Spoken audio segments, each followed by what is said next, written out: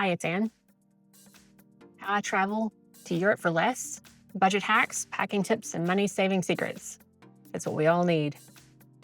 A lot of people dream about traveling to Europe or even moving abroad one day, but they assume the cost is completely out of reach.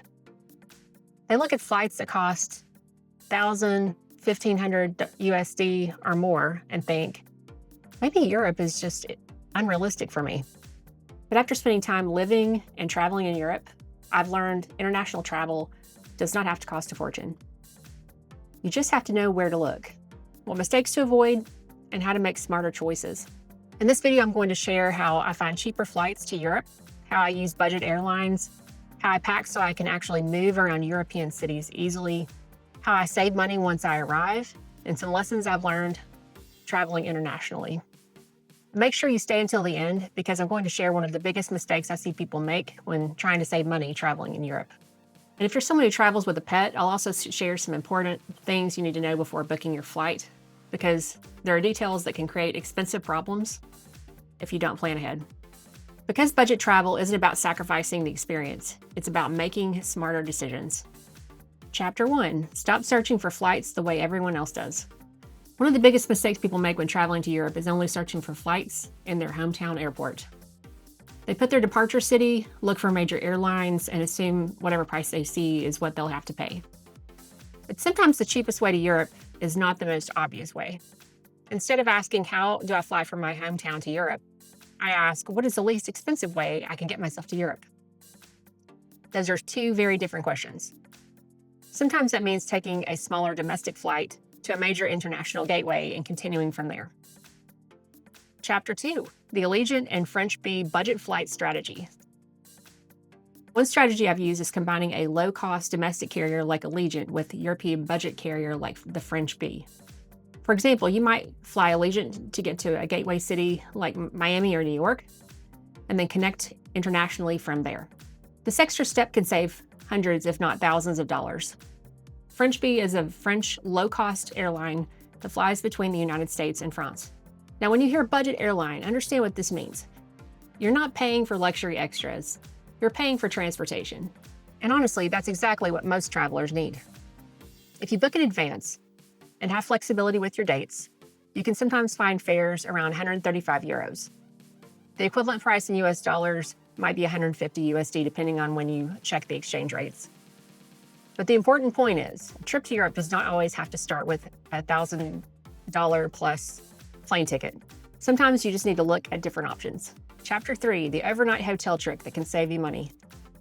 Another mistake people make is trying to create the perfect itinerary. They want to leave their home airport and arrive in Europe on the same day with no inconvenience. The convenience usually costs money. Sometimes the cheapest option is take the cheaper flight. If necessary, spend one night in a budget hotel and then continue your journey the next day.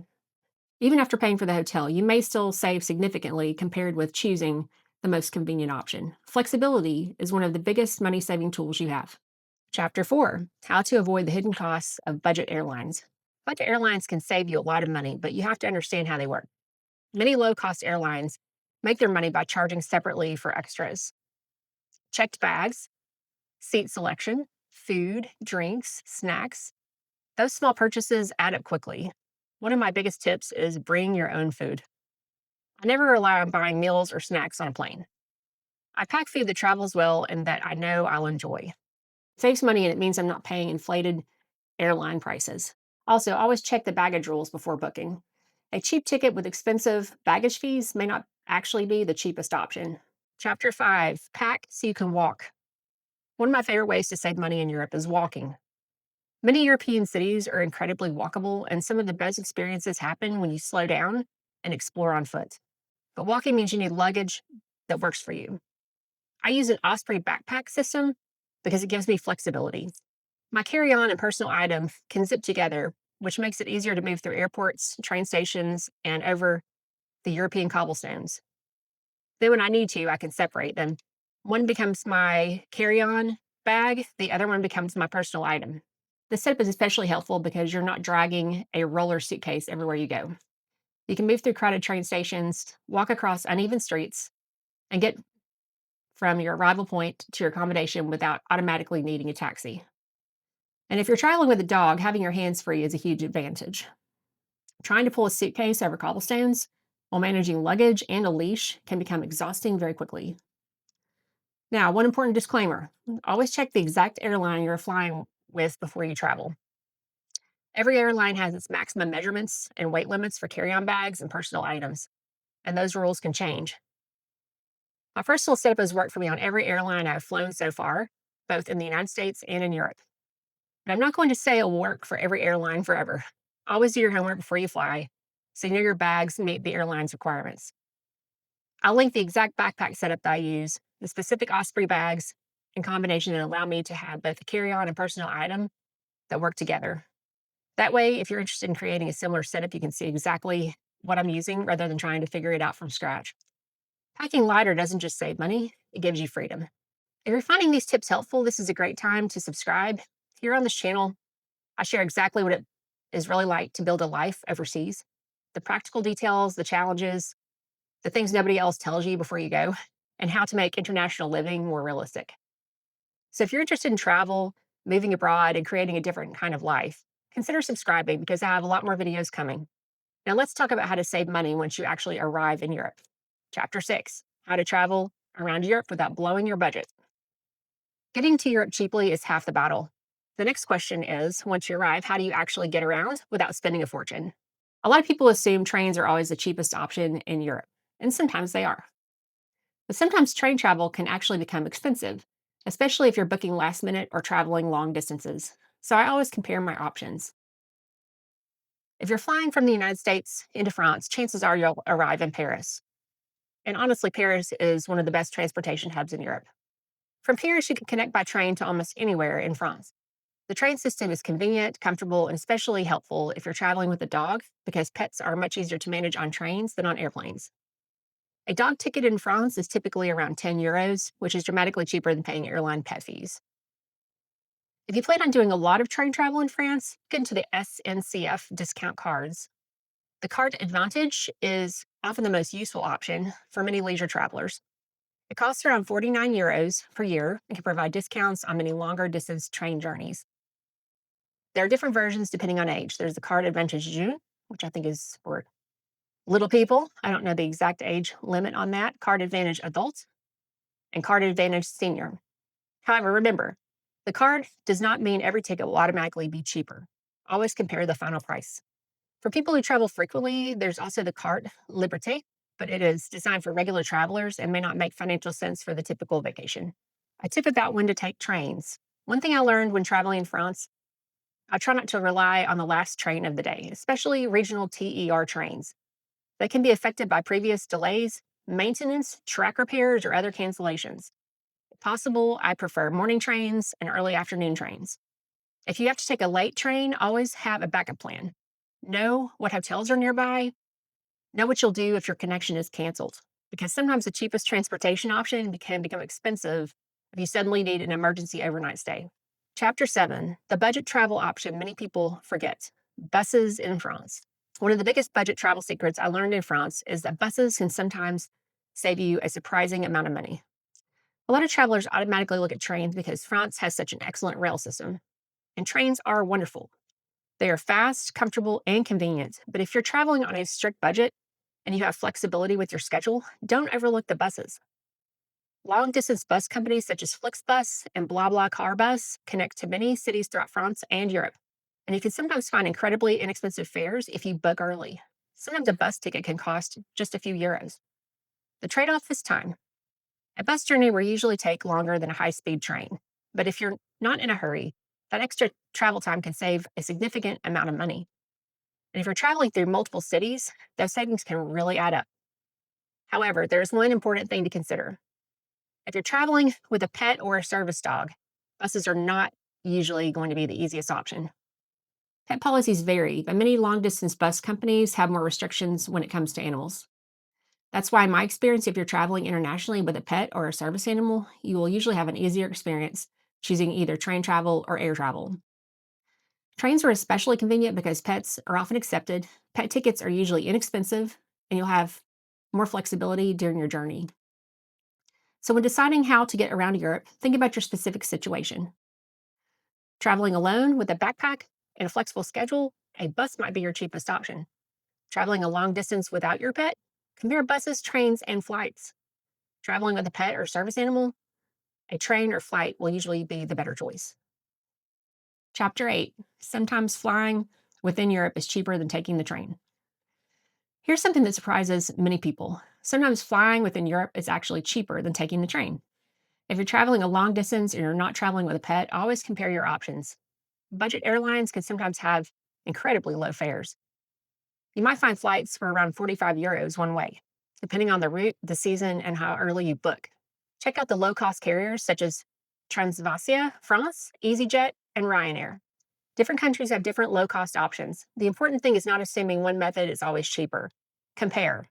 A train may be more convenient, a bus may be the cheapest, a flight might be faster. The best choice depends on your situation. Chapter 9. Where you stay can save you money. One of my favorite budget tricks is choosing your accommodation based on transportation. Where you stay can have a huge impact on your total travel cost. If possible, I stay within walking distance to the train station. If I'm traveling with just a backpack, I like to be about 15 or 20 minutes walk away. If I'm pulling luggage, I prefer something much closer, ideally around a 5-minute walk. This saves money because you don't actually need a taxi every time you arrive somewhere. And honestly, it makes travel much less stressful. Trying to drag luggage over European cobblestones while navigating a new city is not a fun experience. However, there is one important warning. Not every train station neighborhood is somewhere you'd want to stay. Some station areas can have higher crime rates, especially after dark. Before booking a hotel or rental, research the neighborhood. Look at recent reviews, see what travelers are saying about walking there at night. Convenience matters, but safety comes first. And if at all possible, arrive during daylight hours, anytime you're arriving somewhere new. It's much safer all around. Chapter 10. Getting around town for less. Once I arrive somewhere, I walk whenever possible. Walking saves money, but it also allows you to experience a place differently. You notice the neighborhoods, cafes, markets, and small details that you would miss rushing from one destination to another. When I need transportation, I compare my options. In many European cities, Bolt can often be less expensive than Uber. If you're traveling with a dog, check for Bolt Pet or Uber Pet. If you don't see a pet option, you can usually book the ride and immediately message the driver. I explain that I'm traveling with a small dog and a carrier and let them know they can cancel if they're not comfortable. Most drivers are very accommodating when you communicate clearly. Sometimes a driver may ask for a little extra tip if they're accepting a pet, even though they do not officially offer a pet option. The biggest thing is communication. Don't surprise your driver when they arrive. Chapter 11. This is the bonus chapter, traveling internationally with the pets. This chapter is specifically for those of you who want to travel internationally with an animal. Many people have asked me how I manage international travel with my miniature poodle. One reason I like French Bee is they allow small pets in the cabin. But you have to plan ahead. Your pet carrier must be soft-sided and fit under the seat. The maximum carrier dimensions are 43 centimeters by 35 centimeters by 20 centimeters. For Americans, that equals 17 inches by 13.7 inches by 7.8 inches. The combined weight of your pet and carrier cannot exceed 8 kilograms, which is approximately 17.6 pounds for Americans. You also need to include the pet fee when calculating your total travel budget. Remember, your pet carrier counts as your personal item, so you cannot assume that you can bring your pet carrier, your carry-on bag, and another personal bag. You need to pack strategically. With my current setup, traveling with a pet would cause me to have to check my carry-on bag for an additional fee. If you can combine all items into your carry-on, you can avoid this. Another small trick I've used is utilizing the pockets in my pet carrier for essentials, or you can purchase a neck pillow and storage combo. I will link to this. It's a great way to get extras past security. Chapter 12, Service Dogs and International Travel. If you travel with a legitimate service dog, understand the international rules vary significantly. A service dog is not treated the same way as a pet in many situations. However, each country has its own definition and requirements.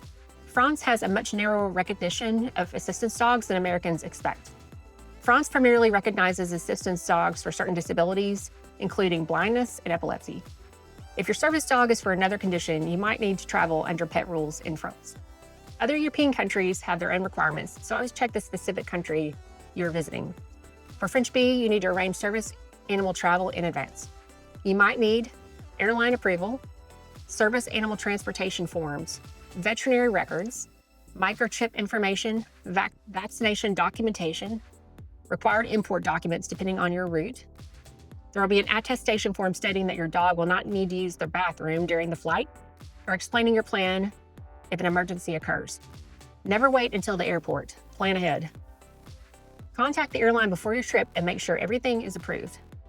One thing I will say from my own experience, I've had a positive experience flying French Bee with my dog. They were kind, professional, and accepting. However, smaller European airlines can sometimes have very specific requirements for assistance animals, and those requirements can be difficult to meet. I would avoid them if at all possible. Always research before booking. Chapter 13, the real secret to budget travel. The biggest lesson I've learned is that budget travel is not one single trick. It's a series of small decisions: choosing the right airport, being flexible with dates, using budget airlines, packing strategically, walking whenever possible, comparing trains, buses, and flights, choosing your accommodation carefully, planning ahead. Those small choices add up, and they can save you thousands of dollars while making your trip more enjoyable. The goal is not to make your trip miserable by cutting every possible expense. The goal is to spend money where it actually matters. Maybe that means enjoying a beautiful meal, visiting a museum, taking a special excursion, or simply having more time in the place you dreamed of visiting. Budget travel is about creating more freedom. If you've been dreaming about traveling to Europe, but the cost has been holding you back, I hope this video showed you there are more options than you might have thought. You don't have to travel in luxury to have an amazing experience. Sometimes the best adventure comes from being flexible, slowing down, learning how to do things differently. I'd love to know, what is your favorite budget travel tip? Share it in the comments, because I'm always looking for new ways to make international travel more affordable. And if you want more videos about moving abroad, traveling internationally, and creating a life overseas, make sure you've subscribed. I'll see you in the next video. Sending love from the United States.